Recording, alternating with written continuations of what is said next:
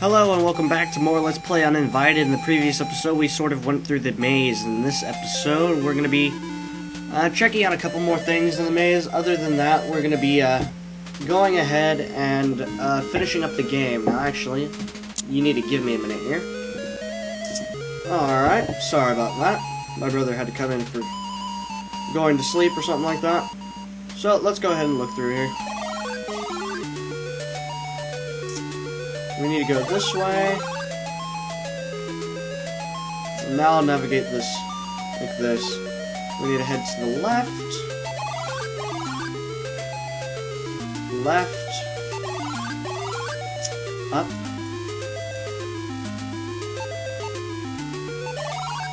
Up.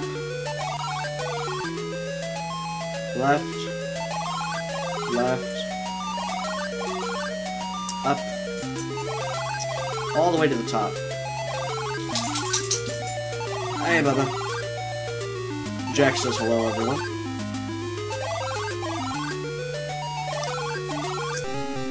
Here we get a zombie pack. We need to head to the right, then. Right.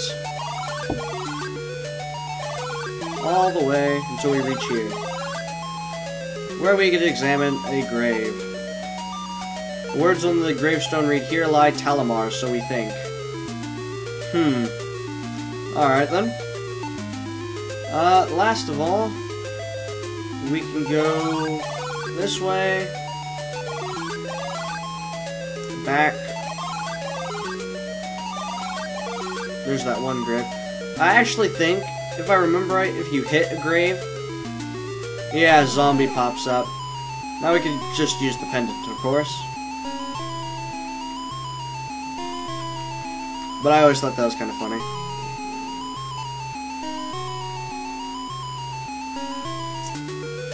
Alright. Let's head all the way to the right.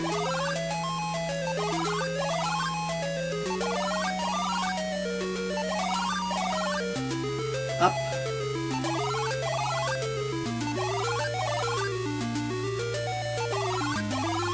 And all the way to the right. Now, we find a coffin here. It's a marble coffin. You realize with sadness that one day you too shall die. Let's hope it's not sooner than you think. What's inside? It's a marble coffin. What's inside of it, though? Okay.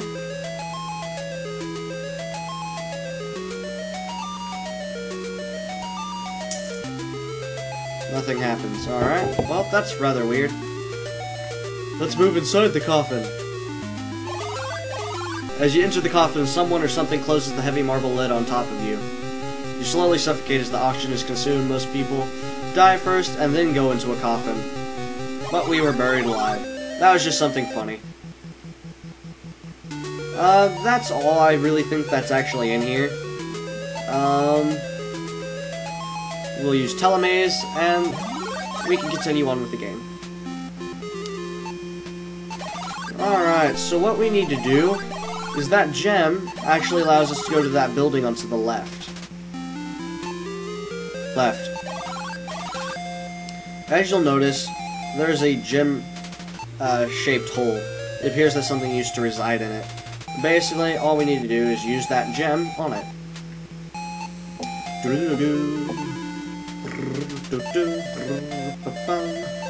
Jewels at the bottom of my screen. We're gonna go ahead and use it there. You insert the gem in the hole, it fits perfectly. Suddenly the gem begins sending off sparks. You get the feeling that the silver orbs have something to do with this. Voila! The door opens. That's always good. Let's head on inside. And there's this goal thing. As soon as you enter the room, you are shocked to discover a floating blue creature. It seems to be some sort of guardian. You hear it hiss something about food.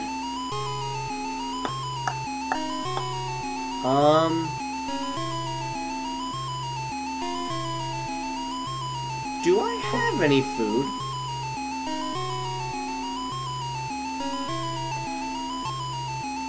Oh, fruit, duh. Give it the fruit. Some of these strange creatures' hungry eyes light up. It attacks the fruit and swallows it down with one gulp. Satisfied, the hideous creature belches and disappears. If you actually eat that fruit, you'll die. Let's see, I'm pretty sure... Nope, that won't open, okay. Well, we can open any of the doors on any side of us. It won't open, it's locked.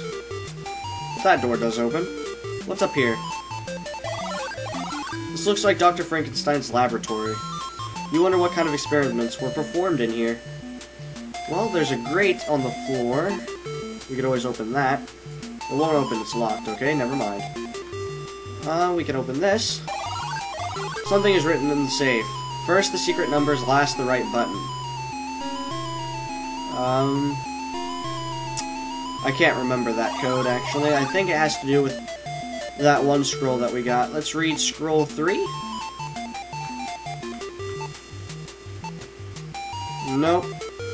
Scroll 2. Gold, silver, and mercury. So it's gold, silver, then mercury. We got those numbers on that card earlier.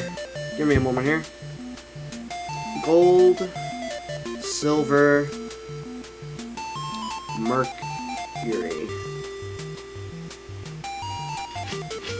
Aw, Jack, come on, lay down. Together they form a key. Where's that card? Examine it. We need gold, which is 79. 79, 80, 47. Because that's the order. Gold, which is 79. Silver, which is 47. And mercury, which is 80. So 794780. That's the combination to the safe. Okay, let's go ahead and open the safe then.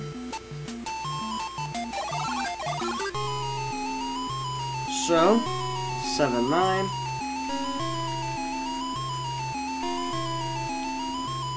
47. 80. You did it. That was the correct combination. It won't open. Well, duh, it won't open. What is this? Take the jar 3. This one we actually do need. What we actually need to use on it is the axe. Why we need to use an axe on a jar? Who knows. Using all your strength, you swing the axe. And basically, with the crash, both the axe and the cookie jar shatter into pieces. Aha, you were right. There was a cookie in the jar. Jar number 3 finally had the cookie. Wonderful. Now then, what's to the right? This room is dominated by a huge telescope. Well, we can examine the notes, but other than that, there's no real point in coming in here. You turn a few pages of the book. The language of the text is indecipherable to you. Okay, so we can't read it. Oh well. What we need to do is head all the way back to the game room. You're in the backyard. You can leave what you don't need here. You see a bird fly past you.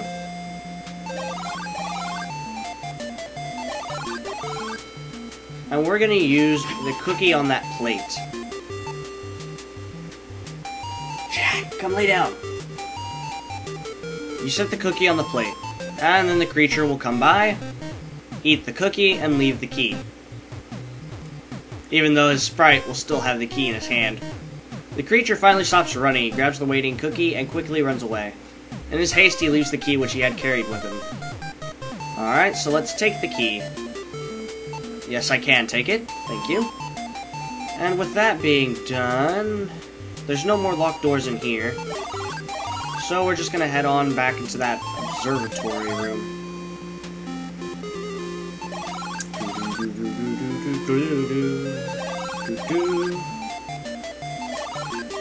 Now let's go ahead and use that key on that whole thing down here. Click, the door's unlocked. I'm gonna quickly check, however, the other door over here. Does it open that one as well?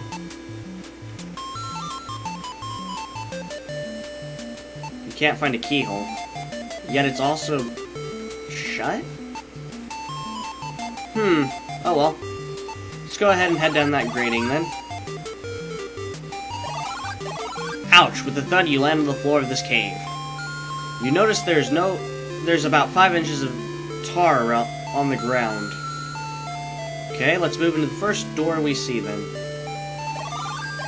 You stand in a section of cave that is mysteriously frozen. An acrid mist rises from the frozen sludge of the cave mouth. The misty tendrils form themselves into a robed human figure. He says, "You've come. I've been waiting for you. Please listen to me. Long ago, I dueled with my disciple Drakan in this place, so this is the master of the house. I confined him here in the ice, but his power was too much for me. I am now forever locked in this dimension with only the ability to project my image into this cave. I ask a favor of you, my son. Send the sleeping Drakan in the ice away into the dark world." With that, the old man disappears. Well, if you remember the riddle, it says use the star because, it's like, fire burns, but ice burns, fire freezes. Or something like that. Basically, you need to use the star to melt that. So, go ahead and use it. On here. With a shout, you throw the brass star into the ice.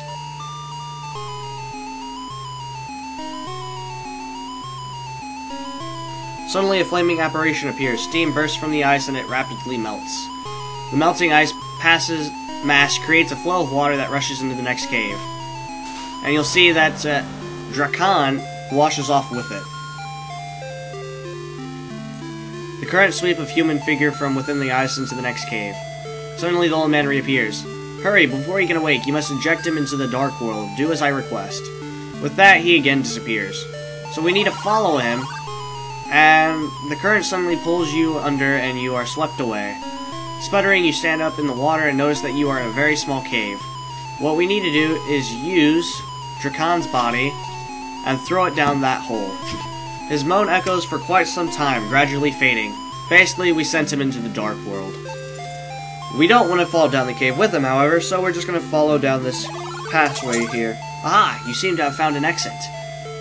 An ancient staircase leads you straight to a door. God dang, Jack. Quiet down. He's sitting there yelling at us. Meh. And we're going to go ahead and open that door. It won't open, it's locked. Well, let's go ahead and use key 2 then. And let's go inside. And we find ourselves in this room. As you enter the room, the door slams closed behind you. You hear your sister's voice crying out. It sounds like it's coming from above you. Suddenly, the screaming stops. Alright, well, we heard our sister, but it says she was on the 2nd floor. So let's go ahead and check that out.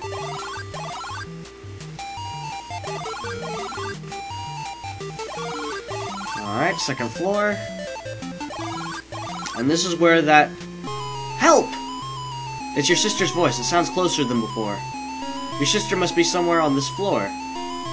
You must be getting close. We actually need to go in here. It seems to be an ordinary bedroom. You feel very, very weak. Pressure begins to bear down on you. This was actually Drakan's room. Jack, please quiet down. I'm sorry about that, guys. He really wants to be in this episode, I guess. You're inside a bathroom. As you enter the bathroom, the door slams shut behind you. Your sister's screams are deafeningly loud in here. It almost seems as if she is on top of you. Basically what that means is, there's this light fixture seems to have been shaped to be gripped. That's a hint. Well, we can't leave, so what we need to do is actually turn on all the water. You turn on the faucet, water gushes out. The water in the bathtub now begins to overflow. The tub begins to fill rapidly. The drain doesn't appear to be working correctly. What you need to be ready for is the open, so that we can open this. The water's really getting deep. Too bad you didn't bring your rubber duck. Still too high for us to open it. The water continues flowing, flooding the bathroom. It's too high for you to reach it. The water continues flowing, flooding the bathroom. Bubbling, the water level rises. Your head is almost touching the ceiling. If that water level goes any higher, you're in deep trouble. You did it. It's open. You wonder what is on the other side. And so we're gonna move and go through here, where we see our sister. You come out into the attic. It's your big sis. At last you found her. She seems to be ignoring you. Come on, sis, you shout at her, but she doesn't move. Okay, well, we'll do what any normal brother would do. Hit her. You slap your sister. Sis, what's wrong with you, you ask? And we see some kind of demon thing. Suddenly a horrible spirit comes out of your sister's body and screeches at you. The thing begins to speak in a low rattle. This little one is too weak for me. I need new blood and a stronger body. I need you. I will have you. You will join us. Now! No, I won't. We see our sister kind of just leave. Interesting. In horror, your sister shakes her head, gets up, and jumps out the window. Now that she's safe, it's time to deal with you. You shout at the undead nightmare. Now what you need to do here is use the goblet full of water on it. We got it out of a church, so it's only, you know, typical to think that it's holy water inside. Drink this, you say, as you splash the water on the spirit. The hideous creature screams in pain at the touch of the water. In an instant, the menacing apparition fades into nothingness. Excuse me. Leaving no tangible evidence of his having been there. So what we can do is head on outside the window. You climb through the window, out onto the balcony. You are surprised that the air is so mild. In fact, a warm, pleasant breeze wafts past. A bright, warm sun begins to shine through the clouds. Then you see your sister. Sis, you're okay, you shout as you hug her. Of course I am, silly, your sister replies. I just went into this house a couple of minutes ago. At least, it seemed like a couple of minutes ago. I guess I fell asleep. Boy, what a nightmare I had. You hug your sister again, thinking heaven above that it's all over. Your sister is now herself again. You are aware of a sense of peace and triumph. It was a nightmare, wasn't it? She asks hesitantly. You see fear in her eyes. With a smile you reply, of course it was, sis. Just a real bad dream. Let's go home, you say, as you and your sister step into the warm golden glow of the summer sun. And you get a nice view of my bottom right corner. That's wonderful.